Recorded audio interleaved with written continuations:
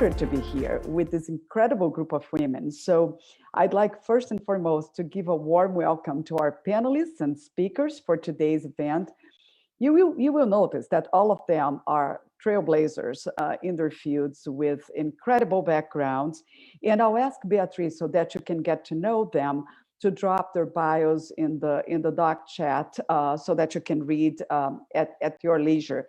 The other thing I wanted to point out is that we will be on chat and available to answer your questions, but then we're going to open up for networking as well. So let me give you just a glimpse of those four fabulous Latinas on the call. Talita Ramos Erickson is the general counsel and the CEO of restaurants for the Barilla Group. So from 2013 to 2016, she also served as Barilla's first global chief diversity officer. And that's when we had an opportunity to partner and become great friends. And now she's moving to Italy to be the global Barilla general counsel. Talita is a recognized leader in the US Latinx community, including being the recipient of the top 10 leaders by Hispanic Executive Magazine, the 2019 top 50 most powerful Latinas in corporate America by Alpha, and then the Chicago United top 50 business leaders of color. Welcome, Talita. Bem-vinda. Adoro ter você com a gente. Katia Castillo Moreno, who is joining us from Panama, is a lawyer with 20 plus years of professional experience in fraud investigations. You don't want this woman on your trail, I'll tell you that. She's a proud Panamanian, mother of two beautiful children, and she's currently the senior fraud investigator at Philips and an inclusion and diversity ambassador for Philips in Latin America. If you read Katia's bio, you will see that her passion for everything she does comes out loud and clear. Now, my dear friend Julie Felix, who is a senior manager in diversity recruiting and programs for Western Digital Corporation, which is a leading data storage provider. I've known Julie from the time that she spearheaded the diversity and inclusion effort at Mesero, but now she's responsible for working cross-functionally with talent acquisition, global equity, diversity, and inclusion, and she's developing and executing the global strategy and programs for recruiting and retaining underrepresented talent in our company. Before joining Western Digital Corporation, she led the D&I practice for Mesero Financial, a Chicago-based investment management firm. And Julie has been incredibly active in diversity efforts in Chicago as well. She has also a long experience in the non-for-profit space, in education, in hunger relief, and in microfinance. She's lived in Spain, Costa Rica, and now is based in Chicago. And last but not least, Valeria Piaggio is a thought leader, a consultant, an educator, and she has more than 20 years of professional experience in the areas of human insights and inclusion marketing. Valeria is currently the SVP and head of Identity and Inclusion Insights at Kantar. And in this role, she is a conceptual leader and chief consultant on polycultural matters and diversity for high growth segments, including African Americans, Hispanics, Asian Americans, LGBTQ plus, and people with disabilities. So with that, I would actually ask Valeria to kick us off with some insights. Tell us a little bit about Kantar and give us some insights on your most recent studies on the topic we're going to discuss today. Welcome, Valeria. Thank you so much, and Anna, and thank you to Gwen for having me today with these amazing panelists. At Kantar, we're all about understanding the consumer marketplace, understanding people. Basically, that is what brings us up every day, you know, the human experience, and how can we be better equipped to understand how we can grow our businesses through that understanding. And there's a lot happening in diversity and inclusion today, changes in society and the marketplace. So I have a few slides that I would like to show you to provide context to the amazing group of panelists today, and lead into a meaningful conversation about why Latinas are so important in diversity, equity, and inclusion today inside the organization, as well as in the marketplace as well. We can grow businesses today without including Latin women. And this is because the US is more diverse than ever. When we look at what is happening, half of the babies born in the US are non-white. There are 4 big states that are already a majority minority. That means there's not a single group that is the majority of the population, and Latinos are driving much of that growth. It is not even a coastal phenomenon. It is happening in over 22 states. So when we look at the number of counties and small communities that are this diverse, it is incredible. And as of last year, when we look at the younger generations, everyone under 18 is also that majority minority. So we're moving into a future where by 2030, everyone under 15 will hit that milestone. By actually not long from now, in 2045, according to the US Census, the entire nation will reach that milestone again. And as you can imagine, there's a huge cultural transformation that is taking place, and that matters, is important. And Latin culture is part of that transformation, bringing diversity to mainstream American culture. But there's also an economic impact, and this is where businesses are focusing, because when we combine the buying power of all these diverse consumers, we are talking about 6 trillion in buying power. So we really need to think about how we can grow entities, businesses, brands by bringing more diversity into our ranks. And there's another thing happening. Aside from these demographic and economic changes, there is a change in society as well. We see that there are global movements that are rising around the world that are bringing more awareness to the importance of equality and equity. We see it in Latin America with Ni Una Menos, to highlight the importance of stopping violence against women. We see it in India, in other parts of Asia. We see it in the US with the Me Too movement and Time's Up. There are all these different movements fighting for equality for women, and also looking at intersectionality. So also focusing on stopping Asian hate and how important it is to, for one, stop racism in the US, and that's thanks to Black Lives Matter. So the realization today is that we are at a historic moment. This is the age of social progress, and diversity and inclusion is more important than ever. It's a historic time, and when we look back, we will look at this time as what did we do to contribute to positive social change. So the need is there.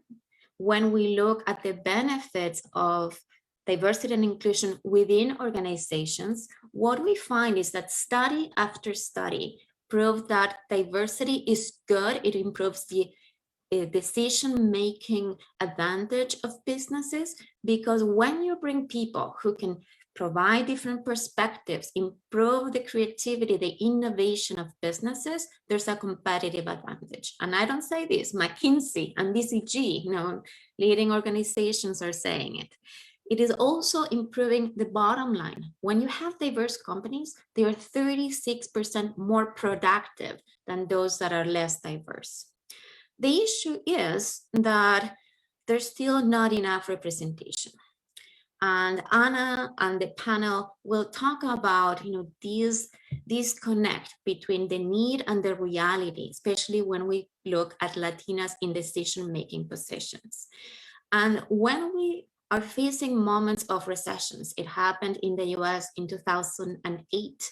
That economic recession affected diverse communities and minorities more than others. And we haven't gotten back to the diversity level we had in 2007. Now, with the 2020 coronavirus pandemic, we saw women and minorities more affected. They had to leave the workplace. In many cases, they were laid off. In other cases, you see small businesses suffering more than others. So this is a time to be alert about preserving the importance of these demographics and highlighting how they are contributing to different organizations and businesses.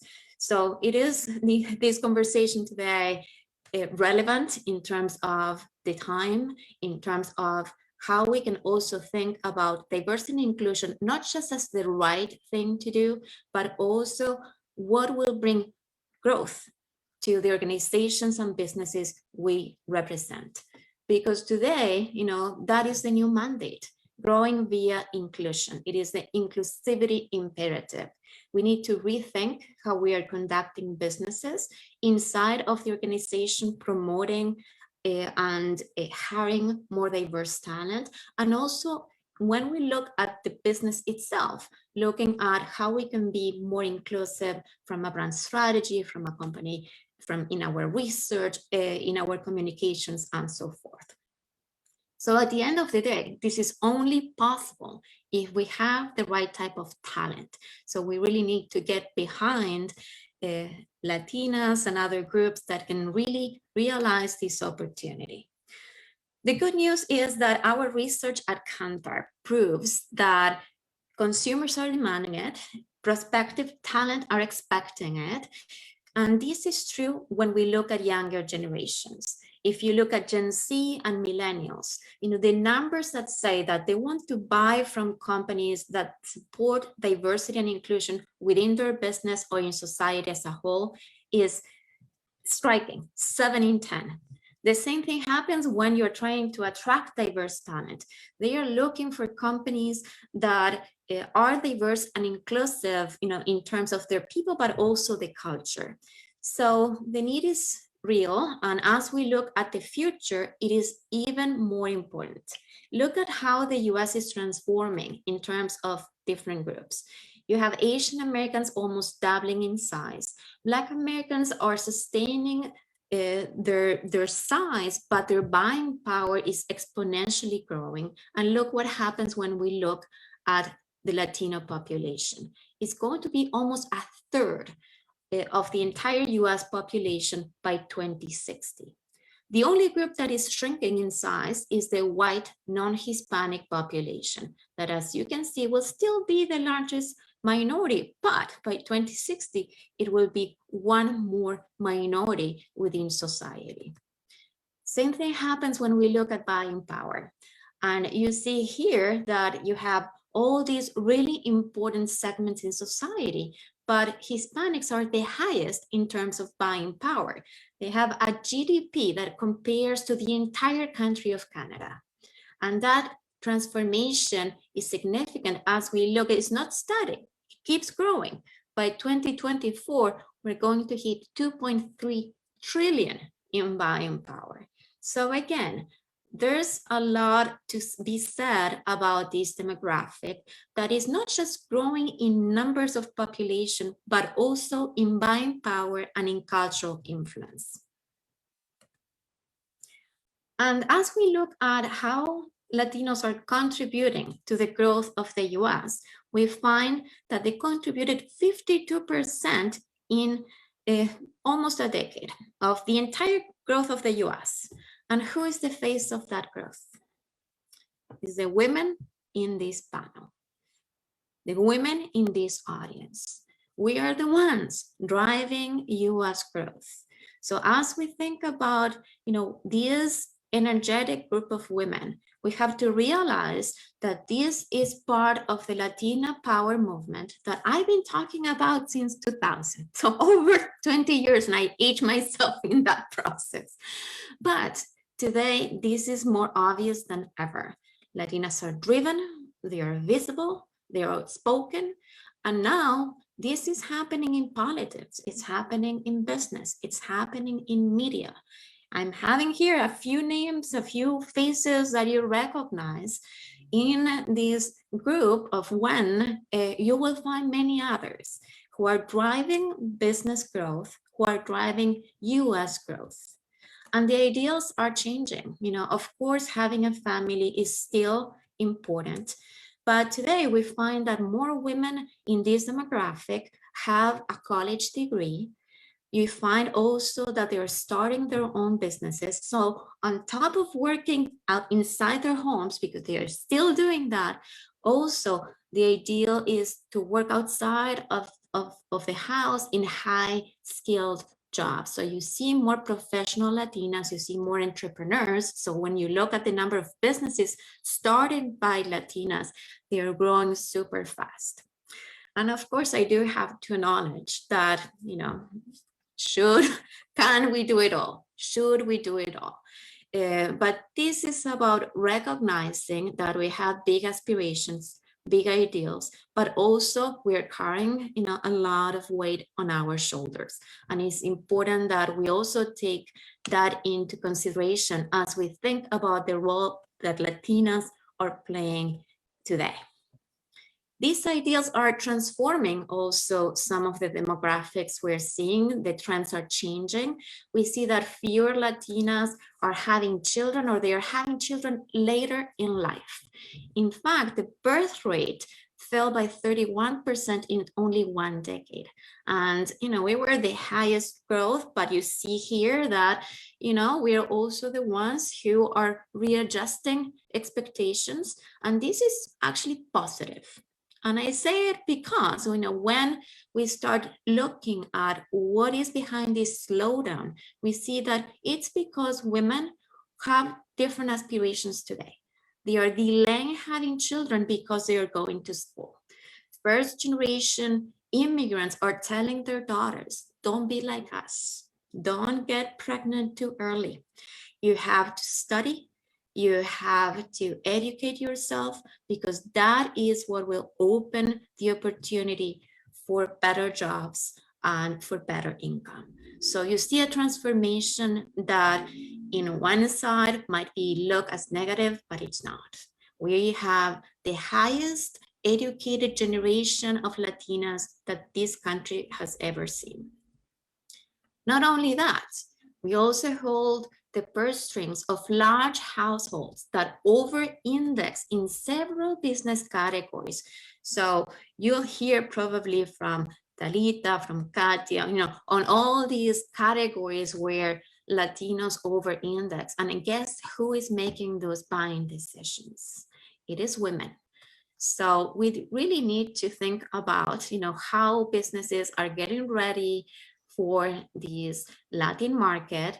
We can focus on all the outputs. Do we have the right type of products? Do we have a welcoming shopping experience? Are Latinas at the center, protagonists in our brand communications? Are we acknowledging their needs as customers?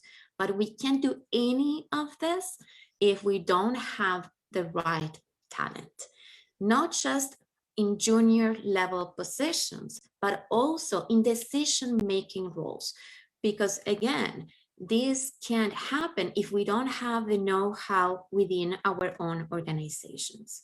So to realize the Hispanic opportunity, businesses need to grow with Latinas and help Latinas grow.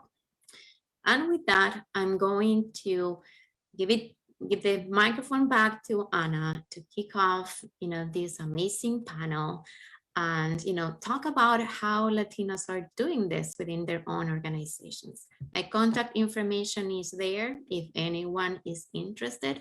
Kantar is hiring and is hiring Latinas. Wow. Can you hear me? We can hear you. Wow, Valeria, that's all I can say. Your insights, your presentation gave me goosebumps, and I couldn't help. I'm one of three daughters, and I have three daughters as well, three young adult daughters, And I couldn't help but remembering my mother telling me the best husband you can find is a great job. So go study, get your degrees. And I said the same thing to my children. So thank you so much. What great insights. And I'm going to give you a breather now. And actually, I was thinking about when all these efforts in diversity and inclusion started. I don't think they even called it. At first, it was just diversity. Then we realized that diversity was, as a friend of mine says, counting heads, and inclusion is making heads count. So we included inclusion, and then more recently, we included equity, right? Because it doesn't help if we hire more, let's focus on Latinas, more Latinas, and we include them, but we don't pay them the same, we don't give them the same career opportunities. So I know that each and every one of you in the panel has spearheaded those D&I efforts in your careers, in your companies. So my first question to all of you, and I'll start with Julie, is tell us about your very first experience with the D&I initiative, and what lessons have you learned from that, or what did you wish you know? And I'll ask that same question to all of you because it's very important for people who are on this call to understand what happens if you are just starting that effort in a company that doesn't have anything yet. Well, thank you so much, Anna, and thank you, Beatriz and Wen, for hosting this conversation. Really excited to be part of the panel today. And as Anna alluded, I had the unique pleasure of starting the DE&I strategy at Mesereau Financial from the ground up.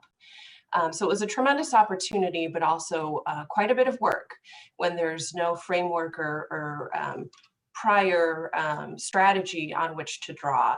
And I would say the greatest challenges were recognizing where the company is at. Executive leadership was very supportive in an aspirational way. So, and very active, I would also add, within the Chicago community. But when it came to understanding how that external involvement within the community translated internally into representation, as well as the real dollars and investment that's required in order to change outcomes and accountability internally, it was a much longer process. Over the course of 6 years, I was with the organization for 6 years, there were a lot of transitions. And so by the time we left, we had 2 diversity specific programs in place, one for Black and Hispanics, one for individuals with disabilities. Our supplier diversity spend had also increased, and we had increased our external partnerships to drive some of those outcomes.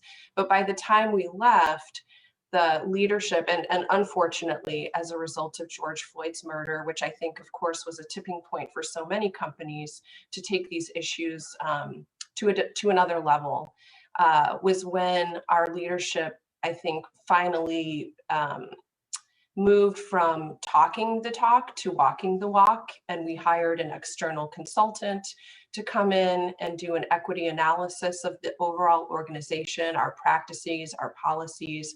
We formed a diversity and inclusion council, and we increased our spend with the organizations that would help drive representation internally. And so I would say that that's probably the biggest lesson learned as a DEI practitioner who's very passionate about these issues. There were times when I really wanted to push the organization, and I had to check myself because the organization wasn't necessarily ready to go there just yet.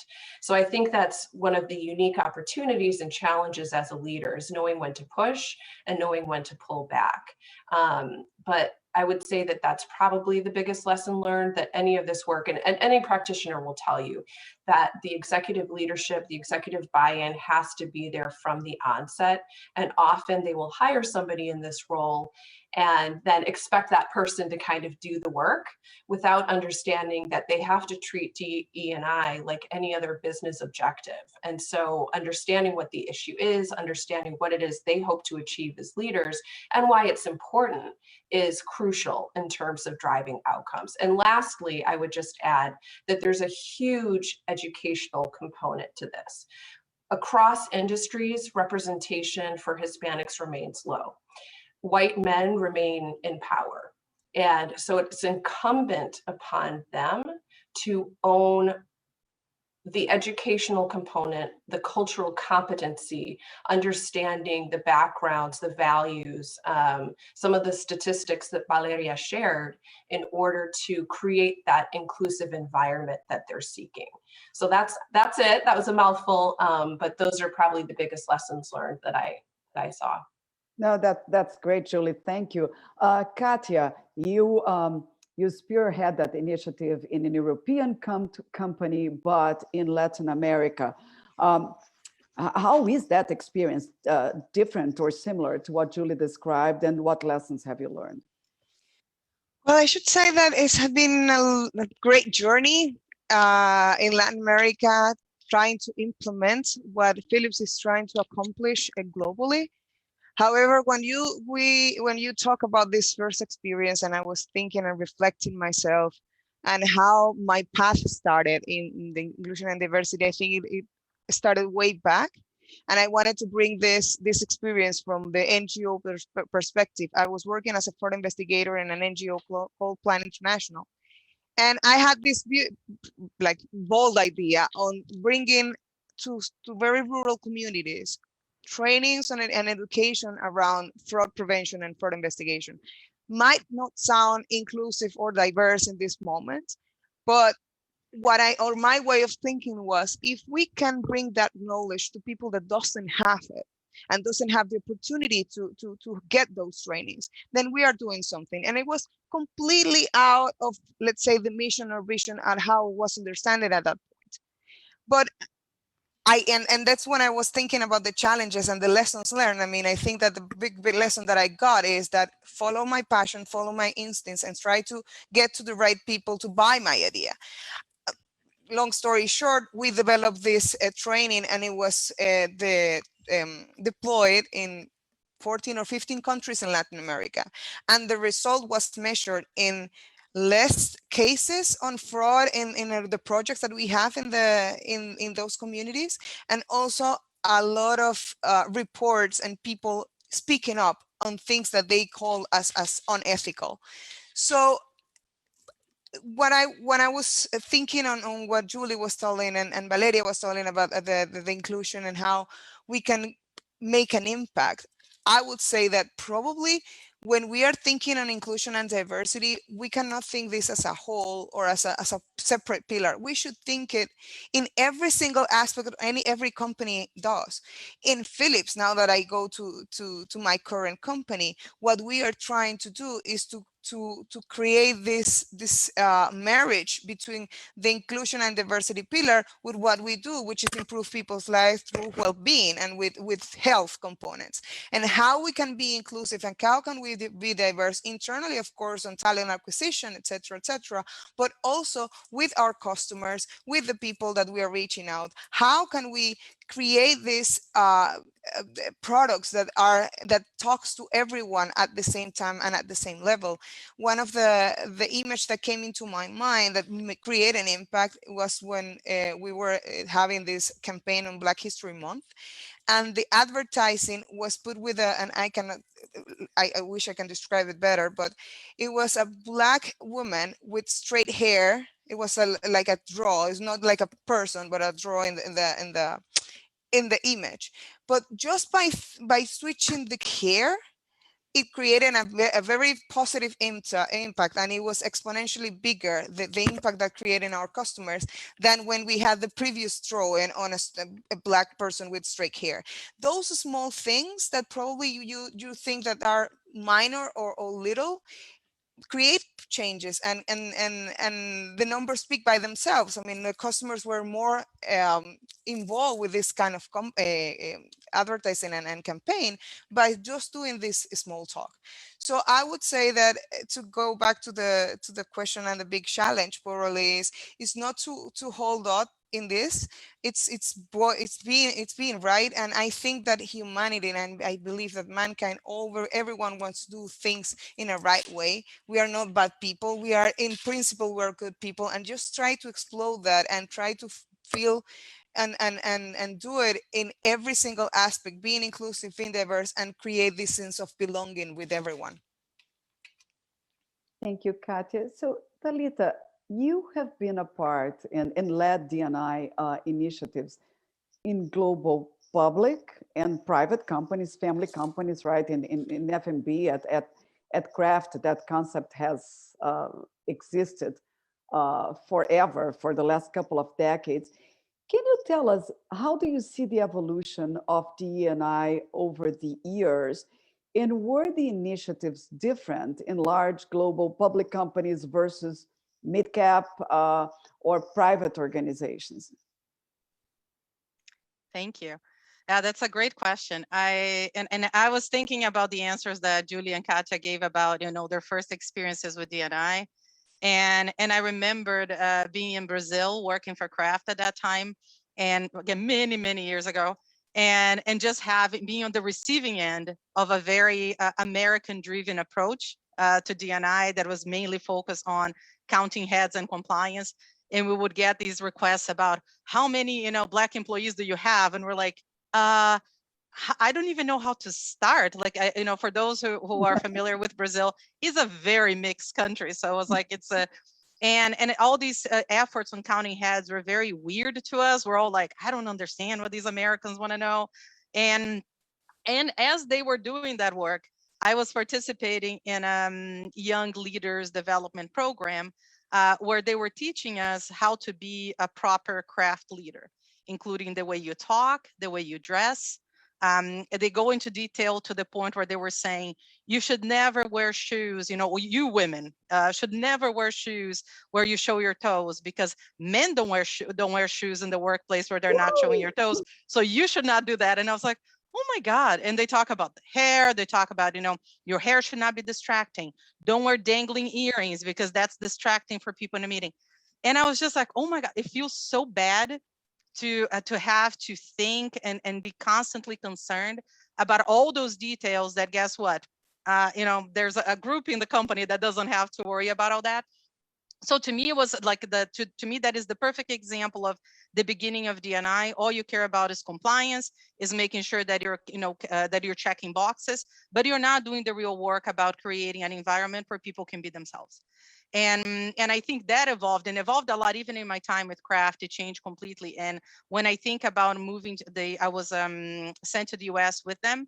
And at that point, things were already changing dramatically. I remember being welcomed by the Latinx ERG at Kraft and having all these amazing opportunities because I got here, I was clueless, and they embraced me, and they try to help me figure out how to navigate the corporate politics in the headquarters. And so a sense of community. So it's funny because usually when I introduce myself to people when I'm abroad, I'll say I'm Brazilian.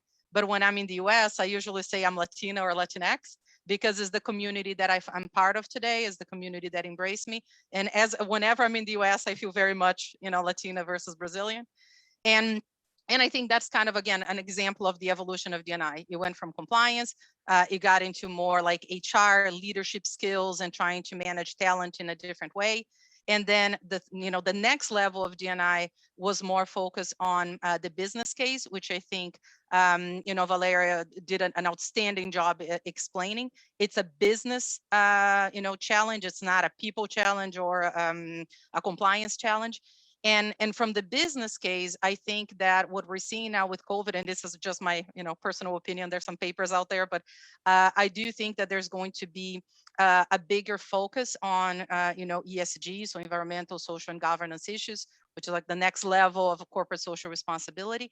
And to what Valeria showed, you're not going to get the best employee. Your consumers are not going to be loyal if you're not actually just not only doing the work internally with your people, but also having some positive impact on society, on social issues. So that is, I think, the next level of D&I, is being able to make a difference, and consumers and employees will care. And I think the difference between the public company and the smaller companies, I think one is a question of resources and accountability. Especially for public companies, obviously everything centers around shareholders and Wall Street. So unless shareholders and Wall Street care, it's harder to make the case that you need to do something about it. And that has changed dramatically. I'm sure the audience is familiar with a lot of the efforts from CEOs in the US to push an ESG agenda, and having companies care for more than just shareholders and think more holistically about stakeholders. And I think with smaller companies, my experience has been that is a little more genuine. It comes from the owners. If the owners care, then things happen. So that would be my biggest difference, is just availability of resources and focus. Talita, I have to say, you just took me through a stroll in memory lane. Almost 30 years ago, I was actually sent back home by my boss to change because I was wearing pantsuits. And he said that was not appropriate in front of our clients. And then years later, you saw Hillary Clinton like introducing pantsuits everywhere. And I'm like, darn it, I was sent back home because of that. But as I was listening to Talita, I was thinking about the difference between those initiatives when they are conducted in the US versus in Latin American countries, right? Where I see that, well, in Latin America, we're all Latinas, but then the focus is more on gender disparity. I do a lot of work. I serve on a number of corporate boards and do a lot of work on bringing more Latinas and women into corporate boards in the US. And then I look at Brazil. We were celebrating the fact that over the last 3 months, every new seat in a board in the US, 40% of them were occupied by women. Women of color are still really low, and Latinas are the lowest amongst women of color. So we're still 3%. But when you look in Brazil, for example, and you just look at the gender, women and men, we barely reach 15% there, barely reach 15%. So Valeria, when you conduct those studies, what are the key findings across different countries, across different industries? Are there specific findings around Latinas in Latin America versus Latinas in the US? Tell us what you're finding, or maybe with your clients. Sure. And at Kantar, we have a unique tool to measure diversity, equity, and inclusion. It's called the Inclusion Index. And basically, it's a benchmark that looks at 24 different countries, twice as many business categories, and surveys employees' experiences within those organizations, and also looks at the diversity of the business to compare how they're doing in their space.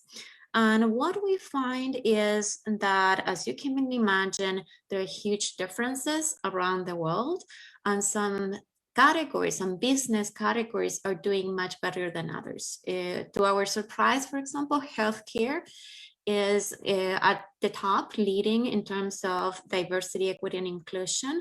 But then you have others, manufacturing, technology, that are kind of in the middle and bottom of that scale. So you also find that there's some progress in gender equality. But what you also find, as many of you have already mentioned, that diversity of the organization resides at the bottom of the pyramid. When you start looking at senior leadership, at board levels, that disappears. So there's still a lot more to do. I would argue that it's not just about having people in those levels, but also about pay parity, which is an entire different conversation and where we are lagging behind. There are a few exceptions around the world. Starbucks achieved pay parity in US, Canada, and China. There are a few others that are trying, to get behind and in a way that is systematic and where you can track progress over time, but there's still a lot to do. Yeah, definitely. So talking about having a lot of ways to go, Julie, you spearheaded D&I programs in the financial services industry in the Midwest at a time when financial services institutions desperately lacked diversity. And I remember that one thing that you all did that was new was to actually having companies that were competitors in the marketplace joining forces to recruit, to develop, to have summer internships for diverse candidates. So first of all, how did you achieve that, right? Because you had fierce competitors in the marketplace joining hands, and at the same time that they were competing for talent as well. What have you learned? How did that go? And unfortunately, I think that effort died. Have you seen that happening in other industries? And by the way, once Julie speaks, if you've seen a similar effort in another industry, please speak up, because it was the one time when I saw Citibank and JP Morgan Chase and Mesirow and 53rd all join, and CME Group, and all joining forces and saying, we will run this effort together. What did you learn from that, Julie? Yeah, well, thank you so much for the question, Anna. And Anna's referring to the financial services pipeline, which is still active, actually. But what it was a result of the Dodd-Frank Act when Federal Reserve banks across the country were being challenged with increasing diversity internally. And so the FRB in Chicago reached out to the Chicago Community Trust to diagnose the issue and to talk about solutions. And the one solution that they thought was innovative, as Anna alluded to, was that all financial institutions and banks were struggling with the same issue. And so why not try to put the competitive nature aside and sit around the table and address the issue collectively? And so that's what happened. And Mesirow was one of the initial members of that effort. I would say that there was, so a couple of things. So over the course of 20 years, representations of Latinos and Blacks changed very little, which shouldn't be a surprise. We're talking about systemic issues that are going to take a long time to solve for. And there were a couple of key, I would say, data points. So, while there was tremendous effort being put into bringing in early talent, most of the talent dropped off at the professional level. And then, as I think it was Valeria was also saying, very little representation at those highest, senior levels within organizations. And so, along with consulting firm Mercer, undertook a massive study to kind of understand the current trends within the industry. So I would say some of the challenges were similar to what I alluded to before. When the effort first started, I would say there was tremendous leadership support, which kind of waned as the years went by. And again, you have to have executive leadership at the table to drive these efforts internally. There were also some issues with retention within the organizations that were involved. And so it makes it difficult to keep those efforts sustained when you're losing people that are driving those efforts. So that was another thing. Lastly, I would probably say that While the analysis was important, meaning, getting an understanding of the movement of talent within the industry, I think that we would have been better off starting with the solutions in mind rather than looking at the data, because we all kind of inherently know the data. Not that it's not an important component, what gets measured gets done, but I think that the initial group members involved would have been better off really looking at the solutions and starting from that standpoint than a deep dive into the numbers and what that was telling us, which was not really anything new, is my point. And so over time, the initiative kind of transitioned to address current talent within the industry and how to retain the talent as a key driver to increase the pipeline versus bringing in early talent in some of those recruiting efforts. And so that's kind of where they are now. But yes, it was an innovative approach just to solving for an issue within the industry, and it's still active. Katya and Talita, I know, Katya, you've been in so many different industries. And Talita, have you seen anything similar where companies actually joined forces, even though they're competitors, to either brainstorm or share best practices or solve for D&I issues? Absolutely. In fact, one of the things that Philips Latin America did at the beginning of this journey on bringing inclusion and diversity into the topic and bringing a structure, let's say, within the company, was to benchmark with other companies also in Latin America as well. And I believe, and this is also our own experience, is that beyond competition and fair and fierce competition between companies in the products, when we talk about inclusion and diversity, probably we all want the same, and we all want the better good, right? So it is an open conversation with other companies, trying, of course, to maintain the ethics boundaries and not discussing about numbers and financial stuff and products, etc. But in terms of only inclusion and diversity, companies has been very open and sharing their own best practices and experiences. So yes, what I see when I see the difference, at least in my path, is depending on where you are and the company and the goals of the company, that's where the inclusion and diversity will be developed. When I was working in the Panama Canal, it's a big company, but it's national. So the initiatives there were more focused on how to bring diverse groups within Panama, bringing the indigenous population, the Black population, the Latino population, all those being represented and having their own space. While when I moved to an NGO sector, the speech changed, and we were working for girls and advocating for girls. So it was very in the DNA of the company, not even allowing any joke that, as much as innocent can believe, it can may appear within the company. It was in the DNA in everyone, that just leaving aside and having very embedded that language, and including she and he during the speech. I mean, it was bad scene, and that was the focus there. While I moved in Philips, the focus was different. I mean, in Latin America, and we are trying to manage our resources. We don't have that much yet. We are still on the journey. So we are picking our battles. And as you rightfully said, Anna, we are trying to start with gender and trying to bring that balance. As much as the numbers said that we have, let's say, a balanced population in Philips, when you go to the upper level, you start to see those differences. So we want to do something around that, and also bring women in technology, which is also a lack of in our industry. You see less and less people or women that has those kind of skills, and therefore we don't have that much women in that sector. So how we can support that and be beyond that.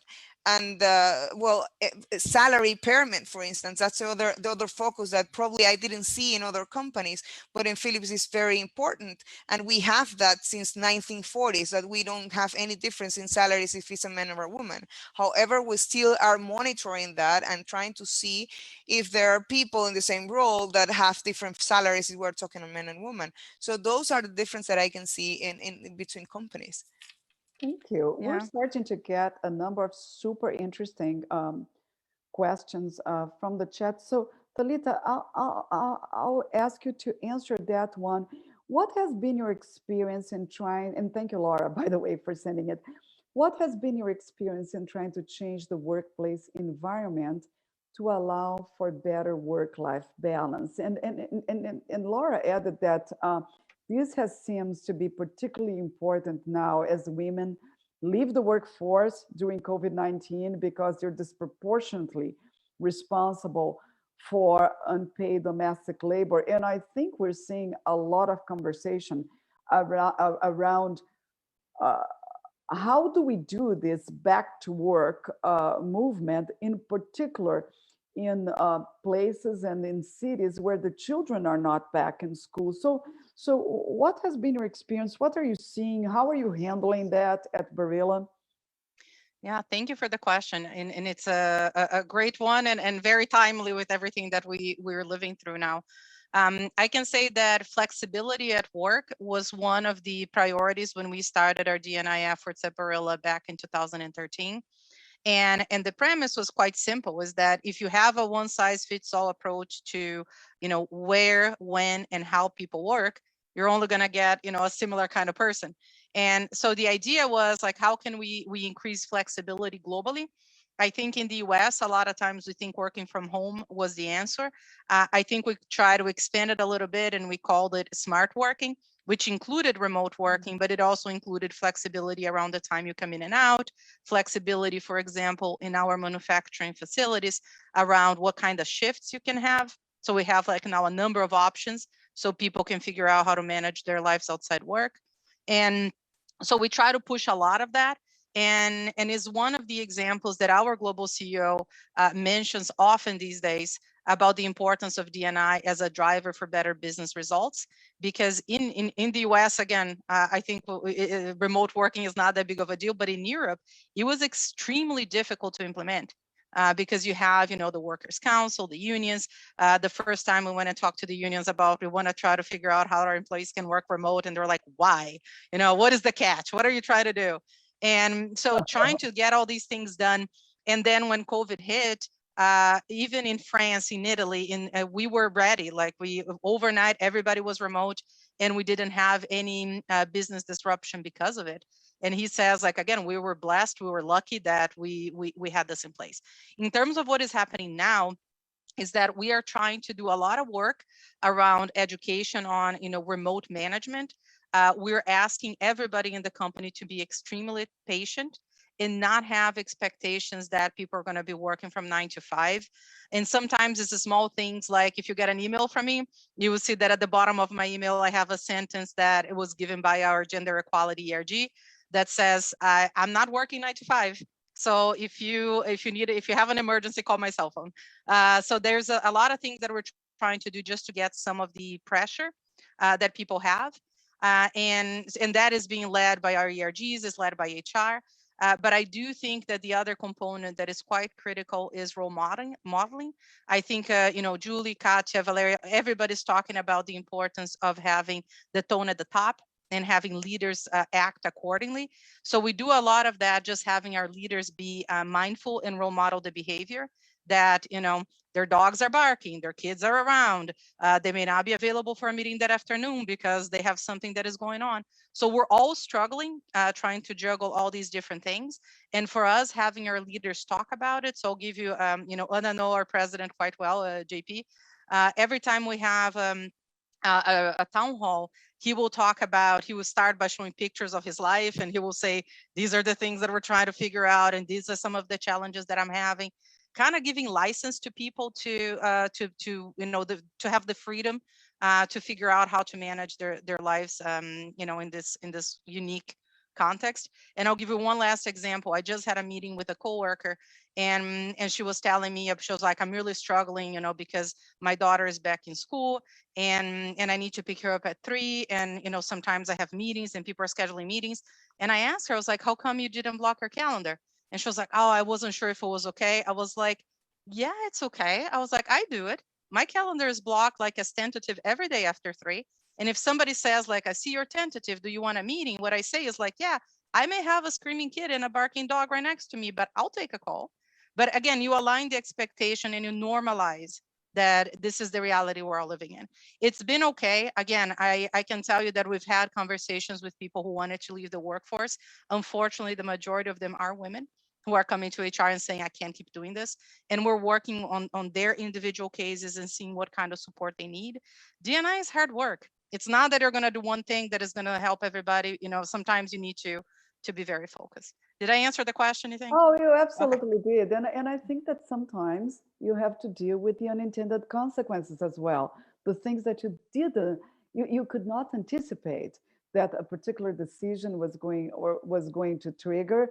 And I have to say that these days, I have tremendous empathy and compassion for working mothers of school-age children because, oh boy, if I had my three girls running around while I was working without childcare, and on top of that, having to help them because they were also learning a new skill, which is to be in school remotely, it is very, very overwhelming. So, personal question for all of you, and I think that, by the way, what we're saying is leading with humanity, right? Is what you describe that JP is doing and that I see other people doing is to say, hey, listen, life happens, and now I'm home, and my life is around me. We see that in television all the time. The little girl who comes and sits on her father's lap when he's giving a serious interview to CNN or whatever. So that's it. But speaking of humanity, personal question here, and I'll pose it to all of you. Please jump in. And thank you, Consuelo, by the way. What are the skills that each one of you had to develop through your career journey so to reach today's position, surpassing the challenges as being a Latina woman? Talita, your face is right there if you want to jump in. Okay, I'll start. And it's something that I know Anna is quite familiar with because it's something that we started with Corn Ferry, which she used to be the CEO. But we identified intercultural skills as a big priority. So when you think about adding representation, right? So you have diversity, you have the heads, and then you want to make the heads count. So you want to create inclusion. The way you connect the two is having leaders who are able to manage the diversity in the workplace in a way that they know themselves and they know other people, and they know the different cultures and the differences between their cultures, and they're able to respectfully navigate that. And so to me, I think developing intercultural skills or cross-cultural skills were the most critical one. Again, depending on the company you work for or the industry you're in, maybe that is not as relevant, but for global organizations, for large organizations, definitely is a must. And you can see the difference. Like it's quite powerful. And I'll ask, I know Valeria already responded on chat to that, but I'll ask you to jump in because your comment is so great. Just Valeria and Katya responded as well. So go ahead and jump in. Yeah, just I think as we think about our own leadership brand, it's a process. In my personal experience, the most important thing I had to develop was self-confidence. As a non-native English speaker, and often in situations like this where you have to speak up, I was very self-aware. So developing that own confidence, not having to justify all the time, who you are as an individual, as a mom, I have 3 children, as a woman, from Latin America. And I'm trying to develop that sense of being comfortable in your own skin, being who you are, regardless of, who is on the other side. I think that was what helped me in my career. Thank you for making yourself vulnerable, Valeria, and actually mentioning that there is a great book. The name is The Secret Thoughts of Successful Women, and the author is Valerie Young. And she talks about imposter syndrome, right? Which, interestingly, women suffer much, much more from the syndrome than men do. And it's exactly what you said. It's this always second guessing ourselves. Ariana Huffington talks about the nasty roommate inside your head that's always telling you, you know what, you fooled them again. And then you start to see that incredibly successful women like Meryl Streep, every time she starts a new movie, she thinks, oh my God, they're going to realize that I'm actually not a good actress this time. So thank you for saying that that was something that you had to develop. Katya and Julie, what to add? Well, I completely agree with Valeria said. It is an unended journey to knowing ourselves and to embrace ourselves and to forgive ourselves. It's just a realization that we are going to make mistakes all the time and be conscious of that and not be judgmental on that. As you mentioned, Valeria, language, you see? I I don't need to apologize for not speaking English correctly. I speak 2 and 3 languages. How many people does that? So try to think the opposite. Try to believe that every time that I fail, I learn something. Failure are valuable in our lives, and I think that that's the first step that we need to take is to embrace failure as something good and embrace ourselves and forgive ourselves, not be it apologetical all the time. Oh, I'm sorry, I'm 2 minutes late for a meeting. No. And that's a lesson that I share all the time, that every time that I have a space, I said to everyone, and now that we're in this virtual environment, don't apologize for 2 minutes. Instead of that, say thank you for waiting. That's a powerful message. I'm not asking forgiveness for every step that I take, and I'm not going to do it ever again. I'm going to ask for forgiveness when something is actually something I need to be to say sorry. That's my first step and my 5 cents of thought on this one. What a great advice, Katya. And I'm listening to I'm looking at the comments here, and I'll tell you one thing. I'll just go back to Valeria's point about second guessing and self-esteem and all that. And I say to my daughters, because I only have daughters, but I think it's something that's gender agnostic. It's valid for women and for the men who are attending us as well. I always, when they are freaking out, they are going for an interview or something like that, I always tell them, always remember one thing. You are seeing other people's outside with your inside.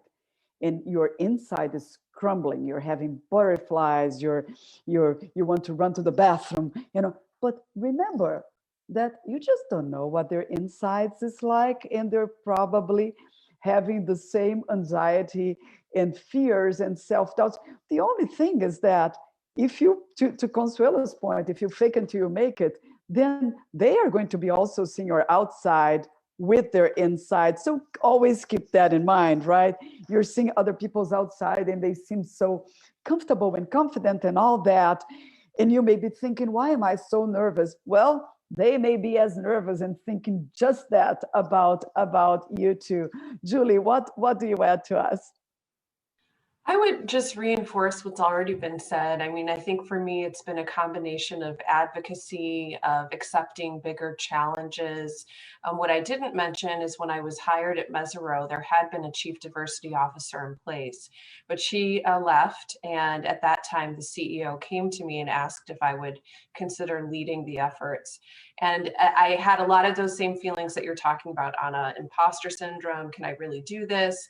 But as Katya said, I decided I would much rather fail trying than not try at all. And so lastly, I would also say just leaning into the discomfort. I'm sure all of us have been in those situations where we're the only women in the room, and we feel the need to say something. And so having the courage to speak up and stand firmly within our knowledge and our power is huge. It's not comfortable, but flexing that muscle and owning who we are as women and the value that we bring to the organizations as well as to the table have probably been my biggest lessons learned. So I have one more question that I would like to address first to Valeria, and then please jump in. But what kinds of trends and best practices, Valeria, are you seeing in terms of D&I programs.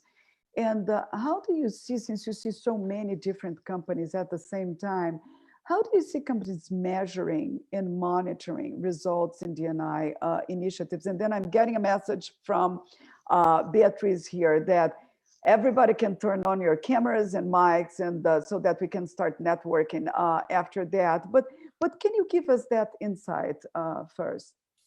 Sure. And you know, there, as many of you mentioned, a lot of companies have great intentions, and many of these programs we see, especially after, you know, the social justice movement in the U.S. and the murder of George Floyd, you know, those efforts started within the ranks of the organization, not necessarily driven by senior leadership, but in many cases they are not strategic and systematic, and you know, they are not tracked over time.